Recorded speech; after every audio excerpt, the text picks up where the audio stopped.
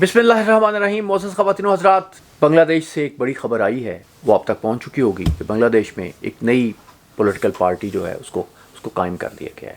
اور یہ political party ان لوگوں نے قائم کی ہے, ان اسٹوڈنٹس لیڈر نے قائم کی ہے جنہوں نے گزشتہ جولائی سے ان مظاہروں کی قیادت کی تھی جن کی وجہ سے شیخ حسینہ کو اقتدار چھوڑ کے دلی میں پناہ لینا پڑی.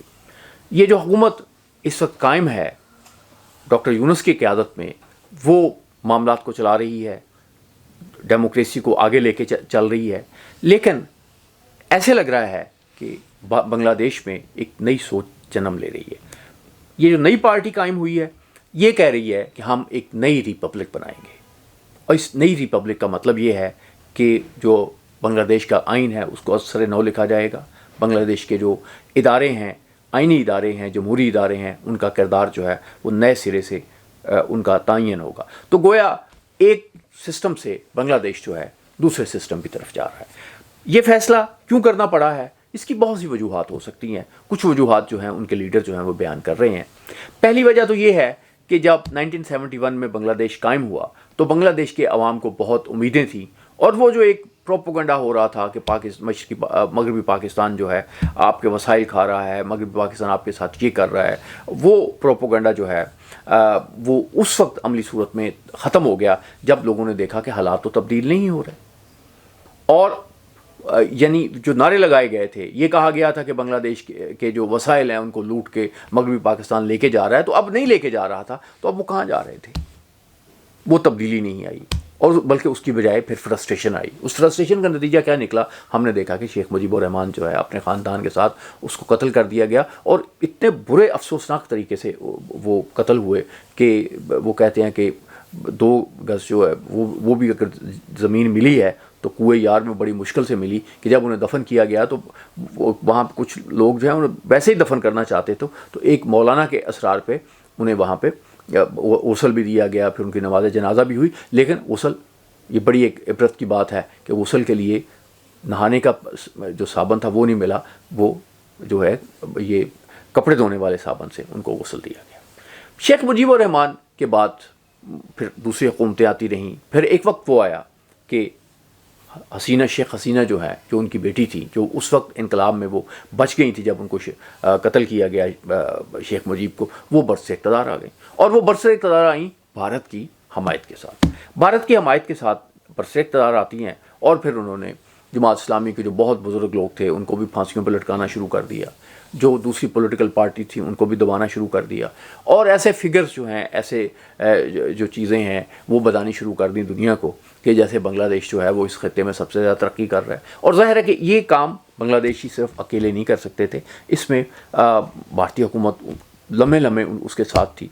یہاں موقع آتا تھا کہ کوئی ڈیل انڈیپینڈنٹلی بنگلہ دیش کے مفاد میں ہوں تو وہ بنگلہ دیش کے مفاد میں نہیں ہوتی تھی, وہ بھارت کے مفاد میں ہوتی تھی. تو یہ چیزیں اس طرح سے چلتی رہیں, اور پھر نتیجہ کیا نکلا کہ بے چینی پھیل گئی, اور پھر گزشتہ سال جو ہے وہ ایک انقلاب آیا. اس کے نتیجے میں ڈاکٹر یونس صاحب جو ہیں وہ برسر اقتدار ہیں.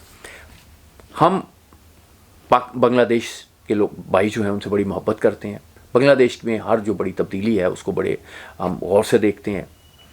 اب یہ جب تبدیلی آ گئی تو بجائے یہ کہ بھارت جو تھا وہ بنگلہ دیش کی جو نئی آنے والی گورنمنٹ ہے اس کے لیے کوئی راستہ ہموار کرتا, اسے فیسیلیٹیٹ کرتا, اور بنگلہ دیش کو دوبارہ جمہوریت کی طرف لے کے جاتا, اس نے کہا نہیں میں تو کھڑا ہوں جی شیخ حسینہ کے ساتھ. اس نے ایک پروپیگنڈا یہ کرنا شروع کر دیا جی ہندوؤں کا وہ بہت برا حال ہے. وہی تقریباً وہ جو ہینڈ آؤٹ رکھے ہوئے تھے نا 70s میں, جو وہ ہندوؤں کے متعلق وہ دوبارہ نکالے گئے, ان کی زبان تبدیل کی گئی, وہ پھر لوگوں کو وہ انہی لائنز پہ پروپیگنڈا شروع ہو گیا.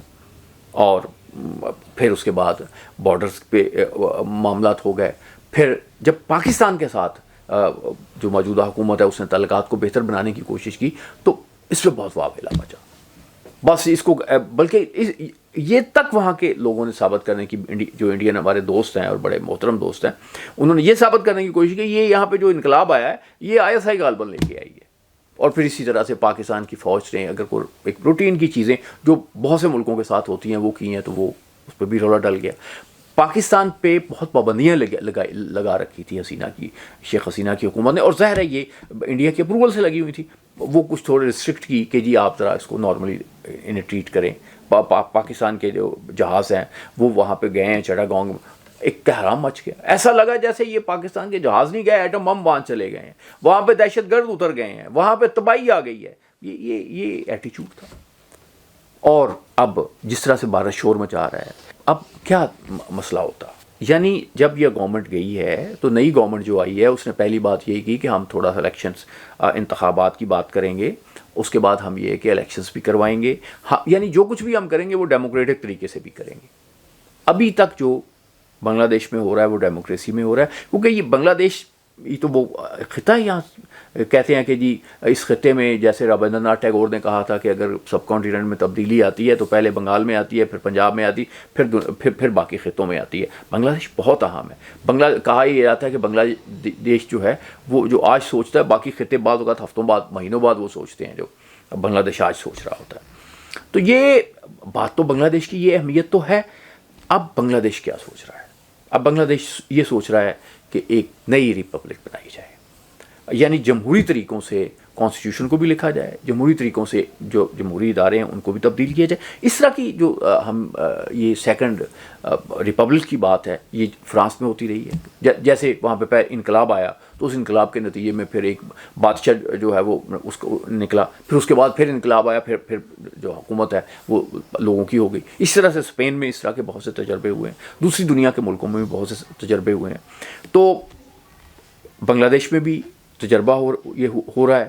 اس تجربے کو پاکستانی حکومت جو ہے وہ دیکھ رہی ہوگی، پاکستانی دانشور بھی دیکھ رہے ہوں گے، انڈینس بھی دیکھ رہے ہوں گے، اور اس میں وہ راستے نکال رہے ہوں گے کس طریقے سے انڈیا بنگلہ دیش کو ڈیسٹیبلائز کیا جائے، کس طریقے سے کیا جائے. ان کا ایک طریقے واردات ہے. اسی طریقے سے جیسے انہوں نے سکم جو ہے اس پہ قبضہ کیا، بھوٹان کے پیچھے پڑے ہوئے ہیں، پاکستان کو ڈیسٹیبلائز کرنے کی کوششوں میں لگ رہے ہیں. میرا خیال انڈینس نے اس کے علاوہ کچھ سیکھا ہی نہیں ہے کہ ہم نے کوئی تھوڑا سا اپنے اس خطے کو یعنی ایک بھائی چارے کے ذریعے ایک اچھے طریقے تعلقات ٹھیک کر کے، معاملہ ٹھیک کر کے ہم نے آگے چلنا ہے. اب انڈیا کے متعلق ایمانداری کی بات ہے کہ کبھی بھی اگر اب تھوڑا سا وہ عام انڈین بھی اگر سوچتا ہے تو کہ بھائی بڑی سیدھی سی بات ہے، ایک فیصلہ ہوا تھا کہ یہاں مسلم اکثریت کے لوگ ہیں وہاں مسلمان ہوں گے، یہاں ہندو ہوں گے وہاں ہندو ہوں گے. تو کشمیر میں کون سا یہ راکٹ سائنس تھی کہ ہر بندے کو پتا تھا کہ یہاں مسلمان اکثریت میں. یہ ہمارے سردار پٹیل تھے جنہوں نے رولا ڈال دیا اور یہ ایک مسئلہ پیدا کر دیا.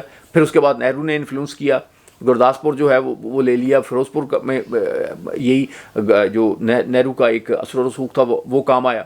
تو یہ ایک مسئلہ آپ نے پیدا کیا ہے. کشمیر جو ہے، کشمیر میں کتنا کبھی اگر یہ ضرور کبھی انڈین جو ہے پبلک پوچھے گی کہ آپ پاکستان پہ تو الزام لگاتے ہیں، آپ نے انڈیا پہ کتنی انویسٹمنٹ کی ہے، کتنا پیسہ آپ انڈیا پہ خرچ کر رہے ہیں، کتنا پیسہ آپ سیاچین پہ قبضہ برقرار رکھنے کے لیے کر رہے ہیں. اور اسے کیا ہو رہا ہے؟ چین آ گیا ہے اب میدان میں. آپ کی غلط پالیسیوں کی وجہ سے چین کا اثر و رسوخ جو ہے وہ بڑھ گیا ہے. چین جو ہے وہ آپ نے اس کو بھی مجبور کر دیا ہے کہ وہ اب آپ کے ساتھ ایک معاملہ کرے. اب آپ کی جو پالیسی ہے آپ لوگوں کو یہ بتا رہے ہیں کہ جی پاکستان کو تو ٹھیک ہے ہم نے کر لیا، اب ہم نے چین سے لڑنا ہے، تو اب سارا پیسہ لگا لو چین کے خلاف لڑنے کے لیے. بھئی چین سے امن بھی تو کیا جا سکتا ہے. تو اسی طرح سے میں آپ سے گزارش کروں گا کہ اس وقت جو بنگلہ دیش میں ہو رہا ہے، بنگلہ دیش میں جو قریبی تمام ممالک ہیں اس میں پاکستان بھی ہے، کو بھی میں شامل کروں گا، اس میں خاص طور پہ انڈیا ہے، چائنا ہے. ان کو وہاں کے معاملات کو ایک ڈیموکریٹ طریقے سے حل کرنے کی اجازت دینی چاہیے. وہاں پہ ڈیموکریسی کو رہنا چاہیے. وہاں پہ جو بھارتی سازشیں ہیں وہ وہاں پہ آمریت لا سکتی ہیں، وہاں پہ خانہ جنگی پیدا کر سکتی ہیں. اور میں بار بار یہ کہہ چکا ہوں کہ اس خطے میں کہیں بھی کوئی خانہ جنگی ہوگی یا کہیں بھی صورتحال خراب ہوگی تو وہ محدود نہیں رہے گی، وہ ہر طرف پھیلتی جائے گی اور یہ آگ جو ہے یہ کہیں نہیں رکے. معزز خواتین و حضرات، بھارتی لیڈروں کے ساتھ ان سے اچھی دانشمندانہ اپروچ کی ریکویسٹ کرتے ہوئے، اپیل کرنے کے ساتھ ساتھ میں بنگلہ دیش کے اپنے ساتھیوں کو بھی کہوں گا کہ وہ ایک بہت بڑا فیصلہ کرنے جا رہے ہیں اور ایسا فیصلہ بڑی دانشمندی کے ساتھ ہونا چاہیے. یہ ضروری بھی ہے. ضروری اس اعتبار سے ہے کہ جو بنگلہ دیش میں ڈیموکریٹک نظام ہے وہ فیل ہوا ہے، بار بار فیل ہوا ہے اور اس کے رزلٹس نہیں نکلے، وہ اسٹیبلٹی نہیں پیدا کر سکا. تو تبدیلی کی ضرورت تو وہاں پہ ہے. لیکن یہ جو تبدیلی لے کے آ رہے ہیں، کیا یہ تبدیلی بنگلہ دیش کے لیے اور بنگلہ دیش کے عوام کے لیے سود مند ثابت ہوگی، فائدہ مند ثابت ہوگی؟ یہ وقت نے ثابت کرنا ہے. میں اور ہم اس کا انتظار کریں گے اچھی اور نیک دعاؤں کے ساتھ. اللہ آپ کا حامی و ناصر.